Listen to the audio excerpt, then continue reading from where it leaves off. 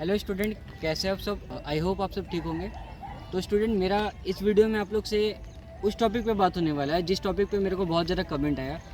बच्चों का कमेंट था कि भैया डीआरसीसी हम लोग अप्लाई करें तो कॉलेज बोल रही है कि नहीं सीट्स नहीं है, या फिर कॉलेज ऐसा बोल रही है कि अब डीआरसीसी हम लोगों ने बंद कर दिया है। तो उन बच्चों को मेरा बस एक तरह से मैसेज है, या फिर आप नोट समझ सकते हो कि आप लोग को इस वीडियो में वो सारी चीज़ें मैं आप लोग का सारा प्रॉब्लम, सारा क्वेश्चन, सब कुछ हल करने वाला हूँ। आप लोग को इसके बाद कहीं कोई वीडियो देखने का जरूरत नहीं पड़ेगा। तो दोस्तों, ऐसा बात है कि डीआरसीसी का सबसे पहले अप्लाई करने से पहले आप लोग को चेक करना पड़ता है कि आपका जो कोर्स है वो डीआरसीसी के अंडर आता है कि नहीं, वो चेक करना होता है, या फिर आपका जो कॉलेज है वो डीआरसीसी के अंडर आता है कि नहीं। तो नीचे मैं एक लिंक दे दे रहा हूँ, उस लिंक पर जाके आप लोग चेक कर सकते हो।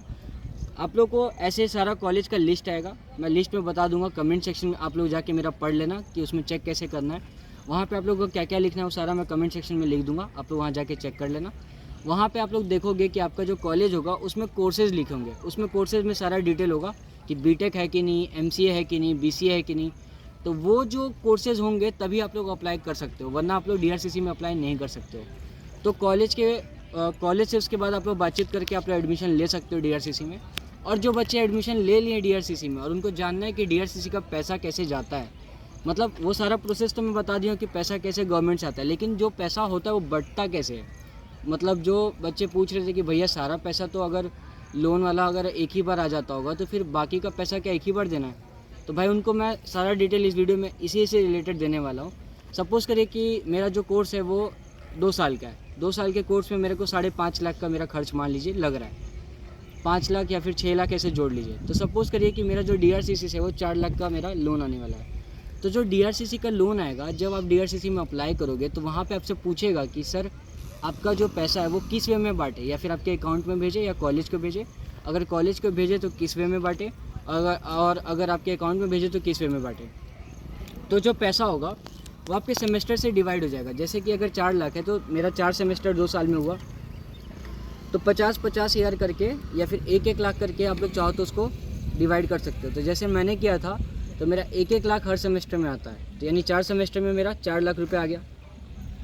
उसके अलावा जो पैसा बचता है, मान लीजिए कि मेरा जो फ़ीस है 61,000 63,000 जो भी फ़ीस है, और जो मेरा हॉस्टल का लग रहा है 57, उन दोनों का मैंने जोड़ दिया। उन दोनों के जोड़ने के बाद जो पैसे उसके अलावा बचे, जैसे कि एग्ज़ामिनेशन चार्ज 6,000 रुपये, या फिर उसके अलावा जो भी चार्जेस है वो सारे, उसके अलावा जो भी बचता है 1 लाख को हटा के, वो सारे पैसे मेरे को देने पड़ते हैं। वो भी कब देने पड़ते हैं? जैसे मान लीजिए अगर अभी मैं फर्स्ट सेमेस्टर का पेपर दे रहा हूँ तो जो सेकंड सेमेस्टर का रेस्ट अमाउंट होगा लोन को हटा के, वो सारा पैसा अभी मेरे को देना पड़ेगा। ये कुछ इस तरीके से होता है। और अगर मान लीजिए आपका 4 साल का कोर्स है, बीटेक है, तो बीटेक में आपके 8 सेमेस्टर हुए, तो 8 सेमेस्टर में जो आपका डीआरसीसी का पैसा होगा वो 50,000 करके आएगा। तो जो 50,000 होगा वो तो बाद में आएगा, लेकिन उससे पहले आपको जो रेस्ट अमाउंट होगा, यानी कि 57,000 हॉस्टल का, एकेडमिक का 50,000 लेस करके जो भी बचता है वो भी आपको जमा करना पड़ेगा। इस सेमेस्टर का भी जमा करना पड़ेगा और जो आने वाला सेमेस्टर होगा उसका भी जमा करना पड़ेगा, क्योंकि डीआरसीसी से इस सेमेस्टर का आएगा और रिजल्ट अपलोड करेंगे तो अगले सेमेस्टर का आएगा। तो दोनों सेमेस्टर मिला के जो भी बैलेंस आएगा उसके अलावा जो भी पैसा होगा वो आपको जमा करना पड़ेगा इस सेमेस्टर के पेपर से पहले। तो कुछ इस तरीके से जो बैलेंस होता है उसको डिवाइड किया जाता है। अगर आप लोग चाहो तो आप कॉलेज को सारा पैसा भेज सकते हो, कॉलेज के पास सारा पैसा आ जाता है, तो कॉलेज के पास तो पैसा आता है लेकिन यूटीआर नंबर का मैसेज आपके पास आएगा। आप जाके कॉलेज के डिपार्टमेंट में जो अकाउंट्स होता है उसको दिखाओगे कि मेरा जो पैसा है वो कॉलेज को पहुंचा है, तब जाके आपका जो बैलेंस होगा यानी जो अमाउंट होगा वो जमा होगा।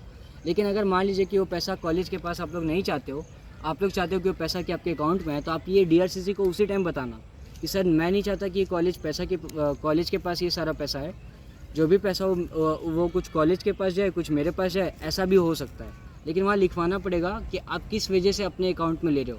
अगर आप मान लो कि आप लोग चाहते हो कि नहीं मेरे को बुक्स के लिए पैसे चाहिए या मेरे को लैपटॉप के लिए चाहिए, तो आप वहाँ पे लिखवा के वो पैसा अपने अकाउंट में भी ले सकते हो। तो कुछ इस तरीके से ये प्रोसेस होता है। बाकी डीआरसीसी में क्या क्या सीन है नहीं है वो सारा डीआरसीसी से रिलेटेड अगर वीडियो देखना है तो आप कमेंट सेक्शन में नीचे जाओ, नीचे जाके सारा वीडियो देख लेना। और सीजीसी से रिलेटेड अगर कोई वीडियो देखना है तो नीचे प्लेलिस्ट में जाके चेक कर लेना। मिलते हैं नेक्स्ट वीडियो में, और कुछ बात हुआ तो कमेंट सेक्शन में पूछ लेना। मिलते हैं नेक्स्ट वीडियो में, तब तक के लिए गुड बाय।